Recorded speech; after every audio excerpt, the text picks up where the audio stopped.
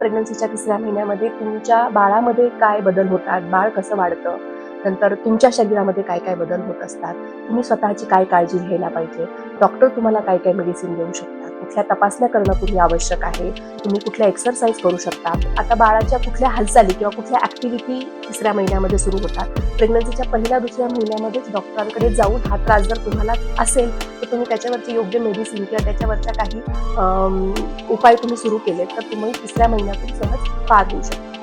3ऱ्या महिन्यामध्ये बऱ्याच जणांचं म्हणणं असतं की आम्हाला बाळाची हालचाल सुद्धा जाणवायला लागली. आता अजून बऱ्याच जणांचं म्हणणं असतं की आम्हाला म्हणजे 3रा महिना लागला तरी आमचं वजन काहीच वाढलं नाही. काहींचं म्हणणं असतं उलट आमचं वजन कमी झालं. आता ह्या 3ऱ्या महिन्यामध्ये तुम्ही स्वतःची काय काळजी घेतली पाहिजे.